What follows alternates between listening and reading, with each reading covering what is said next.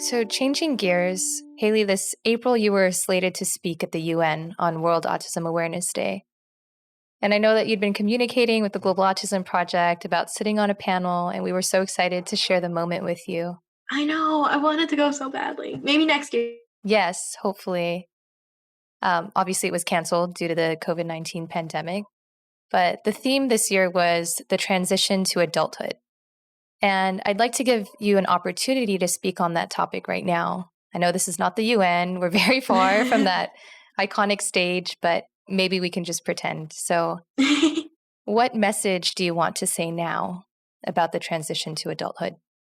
I think I would have probably went back to that idea of independence, that when we were talking about young students, about how independence is not just doing it all by yourself. And I also would have loved to have talked about employment for people on the spectrum and making sure that we're not just filling a diversity seat or just putting people into just low-level positions, but in training for careers rather than just jobs. So I think there's a big focus on jobs, but not as much on career. So how are we going to make sure that people continue to move through the world, that they keep moving up, and that we are being given those equal opportunities? So that's stuff that I spend a lot of time thinking about. And that's kind of just the elevator pitch of things that I'm always thinking about, because again, I could be here all day talking about my thoughts on employment and independence and interdependence and how we could take care of each other better. But I think that's kind of just things to get started thinking about and including more in the mainstream autism conversation that so often focuses on kids. Mm-hmm. Right. So what was the transition to adulthood like for you?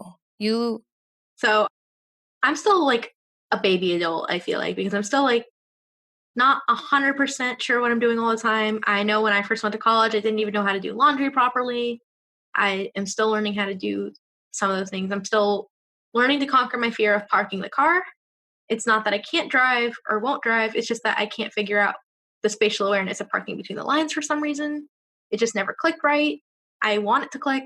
It's been like 10 years and it still doesn't click, but we're going to get there someday. That's my personal Mount Everest of adulthood. But I think it's really just how we get to do things. So I wish that we spent more time explicitly teaching life skills, because I think we're just expected to know how to do things and it doesn't work that way. I know for me, I need things kind of spelled out. I know if I don't write it down, it doesn't get done. That's what I know with even scheduling this conversation. We went through that. I'm like, you have to send me like a Zoom link or something, because otherwise it will never end up on my calendar.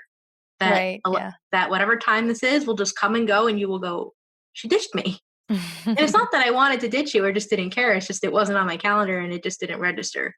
Mm-hmm. Because there's only so much I can remember off the top of my head. And I'm usually pretty good at remembering stuff, but when it comes to scheduling and people and different things, then I want it written down, because then I can at least keep track of where my day is going. Mm-hmm. Are you receiving any services now? Okay. Yeah. I live at home right now because of the pandemic. So Yeah. So having support from mom and dad is great. Mm-hmm. My mom is a really good cook. Oh, that is always a plus. I am not. So it's definitely been a very nice adjustment in that regard. Yeah. You've been watching Autism Knows No Borders.